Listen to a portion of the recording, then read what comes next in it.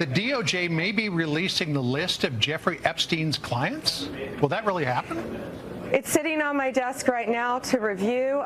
That's been a directive by President Trump. I'm reviewing that. I'm reviewing JFK files, MLK files. That's all in the process of being reviewed because that was done at the directive of the president from all of these agencies. So have you seen anything that you said, oh my gosh? Not yet. Welcome to the Phoenix Report, where the flames burn through the lies and the truth rises from the ashes. Today, we're talking about something that's been smoldering in the background for a while, the Jeffrey Epstein files. Now, Trump's new Attorney General, Pam Bondi, is talking about releasing the Epstein files. Yeah, you know, the ones with all the big names in Jeffrey Epstein's dirty little network. If this actually happens, it'll be like Christmas morning, but with more scandal and fewer ugly sweaters. We got a lot to unpack in today's video, so let's jump right in.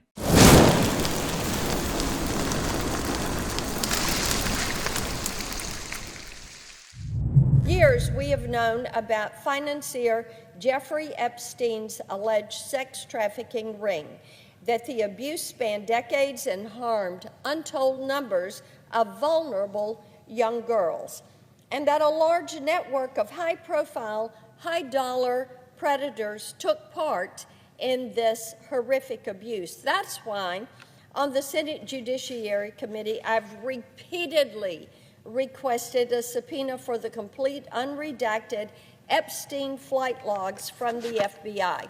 I've also pushed for the release of Ghislaine Maxwell's unredacted little black book of contacts and addresses.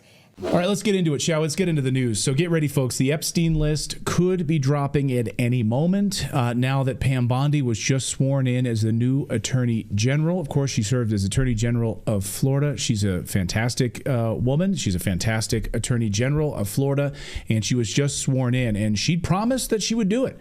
She promised that she would do it, and according to sources, Bondi is already calling for the list to be released ASAP. One of the things a lot of people are wondering, because you said last week that you have the Epstein files on your desk, is when can we see them and what's taking so long to release them? I do. Jesse, there are well over, this will make you sick, 200 victims. 200. So we have, well over 250 actually. So we have to make sure that their identity is protected and their personal information. But other than that, I think tomorrow, the personal information of victims.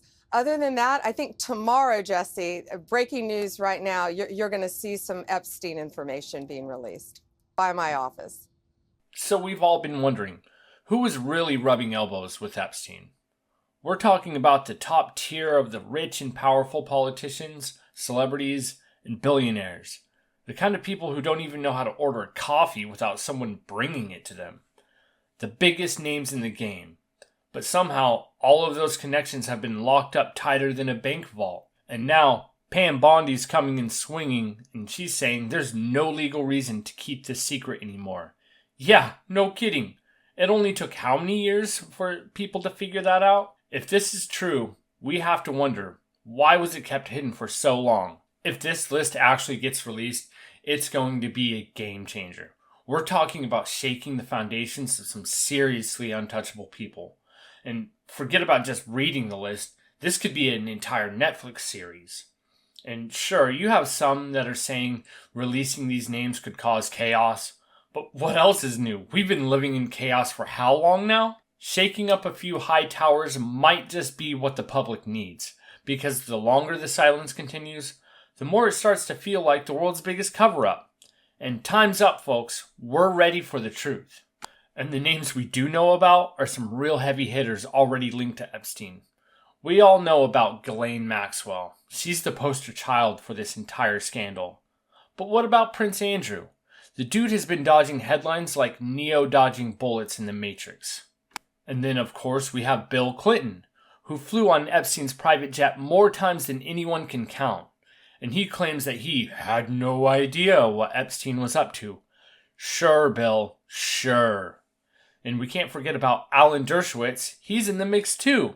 He's been trying to clear his name so hard that he's probably got a team of lawyers working around the clock. And don't forget about Bill Gates, who apparently had a professional relationship with Epstein after Epstein was convicted, mind you. Then there's Harvey Weinstein, you know, the former Hollywood mogul whose name we all know about for those scandalous reasons.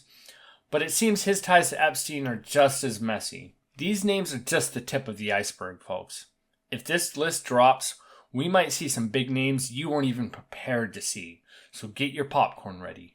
Let's just address the elephant in the room. Donald Trump.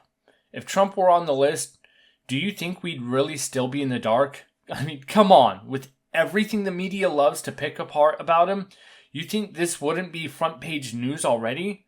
If his name was connected in any way, the Biden-led DOJ would have either leaked it for a huge October surprise or dropped it like an atomic bomb during the election at some point. No one would have just sat on that. So yeah, don't hold your breath waiting for Trump's name to pop up. I mean, unless you want to suffocate on your own disappointment.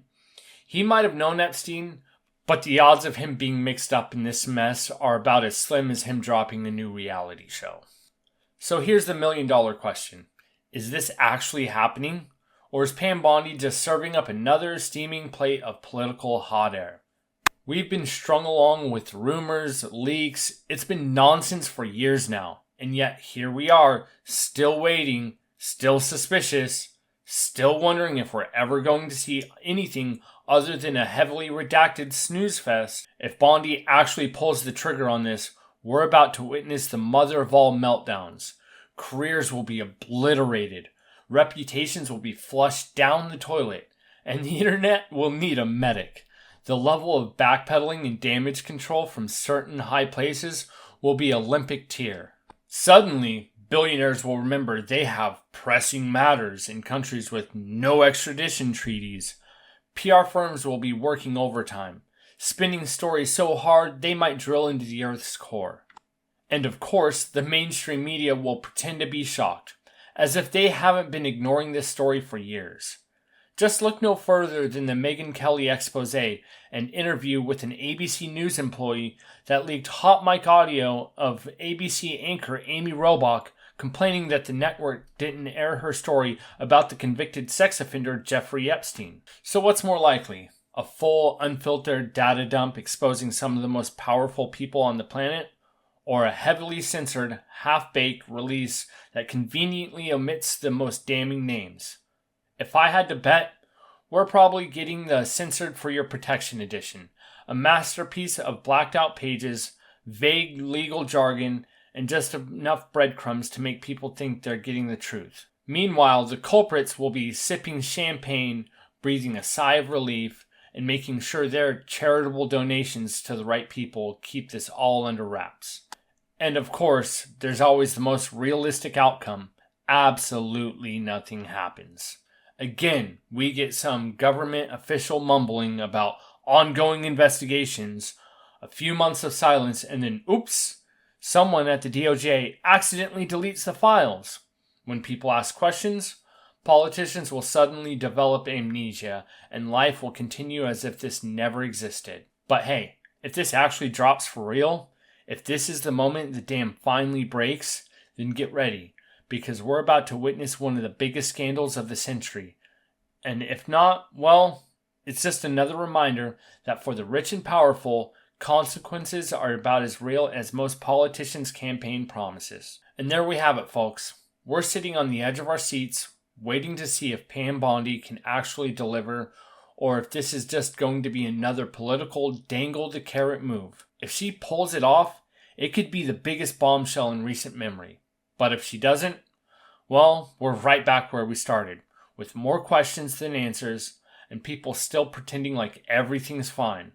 One thing's for sure, though. The public's not going to stop asking until they get the truth. This isn't going away anytime soon, and honestly, it's about time. So that's going to do it for today's segment at the Phoenix Report. Thanks for tuning in, but before you go, tell me, what do you think? Will we ever get to see the full Epstein list?